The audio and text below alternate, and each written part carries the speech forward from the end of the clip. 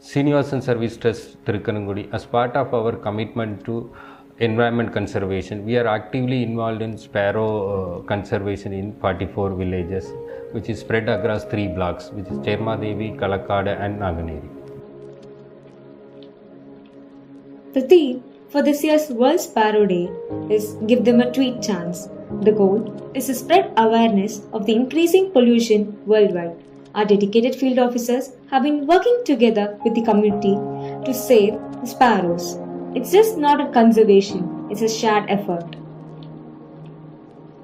எனக்கு அந்த குருவி கூடு கொடுக்குற வாய்ப்பு கிடைச்சது. கிராமங்களில் 210 மக்கள்கிட்ட குருவி கூடுக்கு நான் கொண்டு கொடுத்துருக்கேன். அதில் 180 கூடுகளில் குருவிகள் வந்திருக்கு.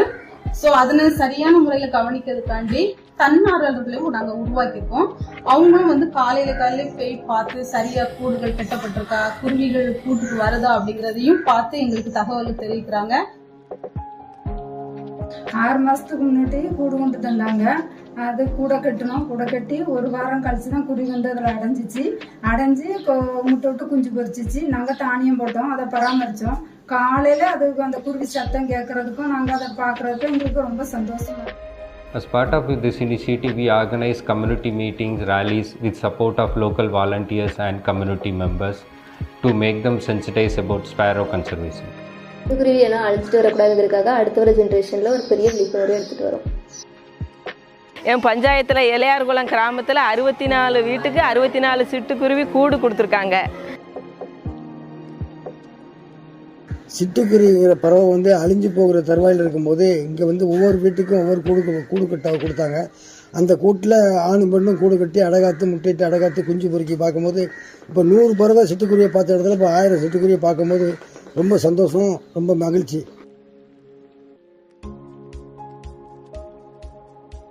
So we also engage school students. Also we have organized drawing competitions and some meetings with the school students to make them aware about the sparrow conservation, as well the importance of preserving the sparrow population in the schools which is around villages where we distributed the sparrow nest. எங்கள் வீட்டில் நாங்கள் முதல்ல ஒரு இடத்துல குருவி கூடு கட்டினோம், அது வரவே இல்லை. அப்புறம் எங்கள் வீட்டில் இன்னொரு பகுதியில் ஆள் நடமாட்டமே இல்லாத இடத்துல குருவி கூடு கட்டினோம், அது வந்துச்சு. அந்த குருவி வந்திருக்கு அப்படின்னு சொன்னோன்னே நாங்கள் ஃபுட்ஸு கொஞ்சம் ரெடி பண்ணி வச்சுருந்தோம். ஆனால் அது எங்களுக்கு பயந்துருந்த ஃபுட்ஸ் எதுவுமே சாப்பிடவே இல்லை. அப்புறம் கொஞ்சம் அதை எங்கூட பழக ஆரம்பிச்சது. நாங்கள் வச்ச ஃபுட்ஸ் எல்லாம் சாப்பிட ஆரம்பிச்சது. இப்போ அது வீட்டில் குருவி முட்டை போட்டு குஞ்சு பொரிச்சு எடுத்துருக்கு. நிறைய பறவை குஞ்சு பொரிச்சு எடுத்துட்டும் போயிருச்சு. இப்போ எல்லோரும் கோழி கூவி எஞ்சுன்னு சொல்லுவாங்க.